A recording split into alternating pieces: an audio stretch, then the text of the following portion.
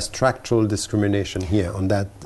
On the issue that point. where a dominant culture has such a hold. Yes. Such a hold. We've got centuries worth of culture behind Hollywood. Film may have only been around 100 years, but there's another couple of hundred years of... There is a legacy. Exactly, colonial and cultural domination before that. Yeah.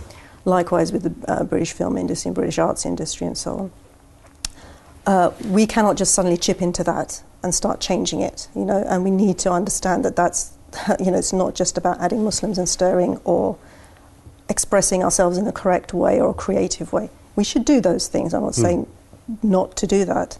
So you mean we should be involved, but it's not enough? It's not enough, and we also have to be careful of the involvement because you don't want to end up being exploited. Exactly, yes. You know, I don't want to obsess about Denzel Washington or anyone else. Everybody has to make difficult decisions. You know, as much as their involvement is problematic, it's the bigger institution that is the problem. You know, and what people do to get on with their lives is different. So if we know what we're up against, we need to sort of plan around that, okay? I mean, as individuals, we all get frustrated and we want to write letters of complaint and this type of thing, and that's good. It does send messages out to those people who broadcast films, particularly when they get to the TV stage, that, okay, there is a protest to your, you know, reusing of these things, but we have to create alternatives.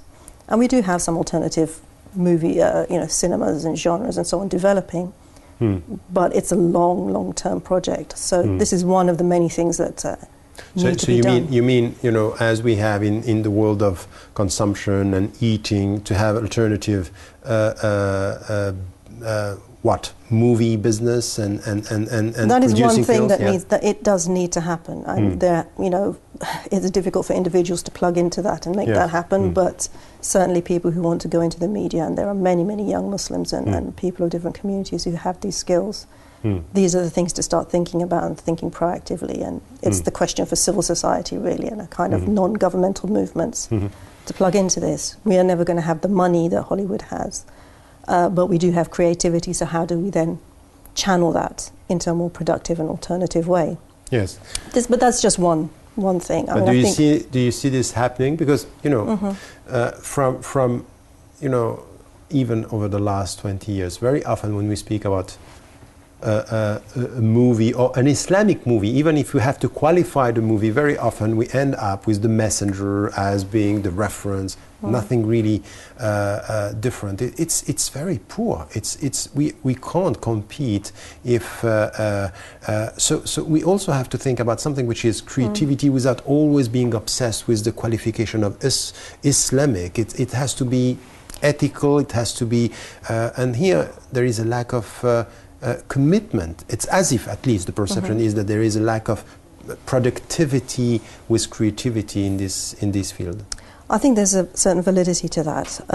I would say that there are better movies out there. And, hopefully, yes. Well, I mean, I think if anyone's familiar with Iranian cinema and the more serious side of it and the entertainment side of it, you know, there are things out there. I do think we have to be creative in how we use what already exists, and that for me also means that you can use other things. They don't necessarily even have to come from an Islamic base or a Muslim production, but they have ethical content. And in some ways I think we have a lot of that, but it tends to be quite serious. So for example, I've been involved in a bookshop and gallery project which has been set up to promote literature about Islam and human rights. We have a lot of movies like Che and so on and so forth.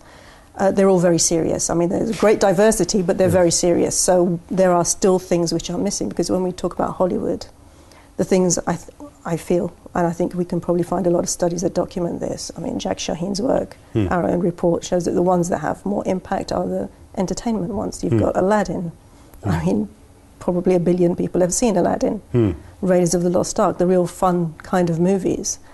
That is something that the resources are not necessarily out there. If you want the kind of serious movies, we need to be a bit more collaborative. We need to be promoting other things, and things exist. But there are gaps. But, you know, it's about planning and strategy and people sitting down and working together cooperatively.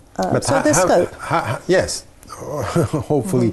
But how can we translate this into reality? Because what you are saying, for example, in the field of human rights, just to connect we should not only, there are lots of things, even in Hollywood, we have to be selective. There are things that are quite good that we can use from an ethical viewpoint. A few. But there are still, and there are elsewhere in Europe, elsewhere we can find, even coming from India, we can find things that are quite interesting. In Iran, we have movies that are coming. How can we promote that? How can we make this being an awareness in the Arab world or the Muslim majority countries or in Asia, that we need to be very much involved in creativity, in movies, with an ethical sensitivity, but open to all the productions that are coming? You know, I was at a meeting at UNESCO earlier this year, in a meeting of the non-aligned movement, and I actually, I'm usually quite cynical, but I have to say, talking to a lot of the people there, I think this awareness has actually sort of hit home.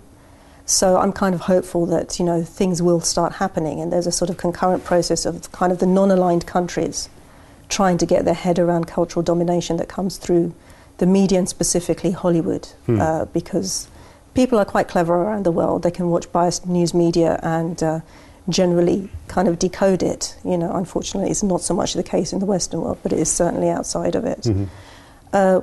But we all want to relax, and if we turn on a movie, you know, even the best of us who kind of do this for a living just internalize stuff, you know, because you're not going to sit and watch something and just do it as an exercise in theoretical deconstruction or whatever. So this kind of this realization has hit home. So I think there is a kind of movement amongst certain countries, and I think there is now getting to be an understanding amongst civil society. My concern is really actually more to do with that, because there is a kind of a consistent pressure and dynamic being put on civil society in terms of NGOs, whether they're development work, working in development, advocacy, even advocacy, say, for the Palestinian cause, to sort of integrate into a certain sort of set of social values that talk about your individual agency, or your agency as an NGO, which tends to mask all these issues of structure. It's, you know, about that do-gooder idea as a, you know, you can do wonderful things by giving your life to charity, rather than sort of,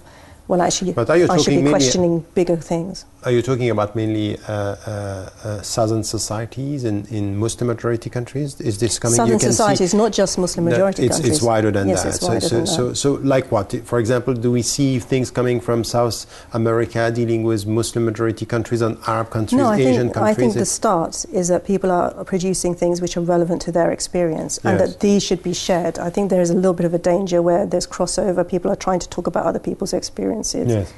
You know, they're valid creative enterprises, but you know, we shouldn't be replicating the mistakes of a lot of the media producers that have been and gone and still exist. I mean, I'll give you an example of a commissioning editor, Farouk Dondi, Muslim Heritage in the UK 15, 20 years ago, who it was assumed by giving kind of ethnic programming in the United Kingdom that, you know, you've somehow solved the issue of special needs media concerns, which is something that actually UNESCO was involved in 30 years back.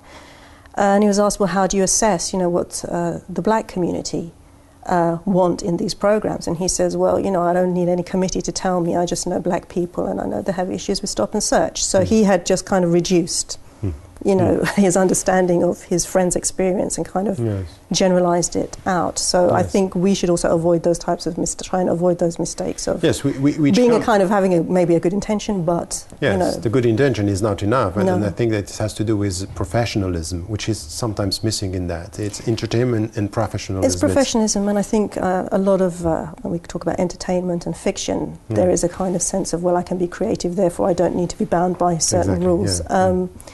There is an issue of us trying to conscientize media producers, and in some ways it's easier with the news media because you start talking about fact and objectivity and subjectivity, and they have to listen, but there is a kind of get-out clause when it comes to people working in literature and film and artistic production, in that, you know, somehow the license to create overrides some of these concerns. I think enough work has been done now, academic work, and actually not just academic work. Our reports and other reports have surveyed how people feel they have been affected by this type of representation, to say, actually, you know what, you do have to listen.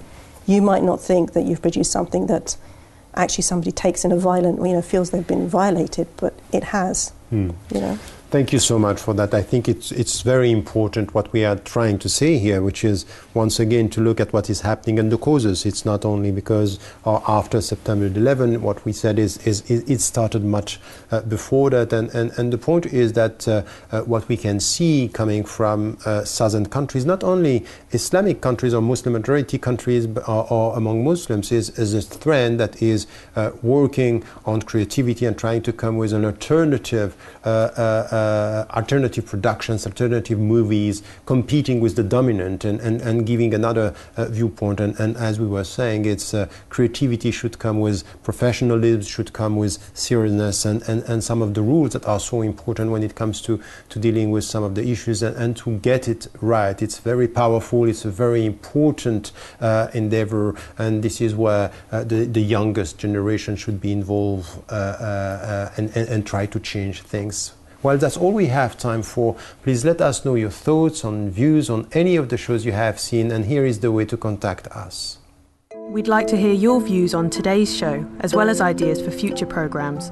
You can do this by emailing us at islamandlife@presstv.co.uk. You can also join our Facebook page by searching Islam and Life on Press TV, where you can view past programmes, keep up to date on future shows, leave comments and meet other Islam and Life fans.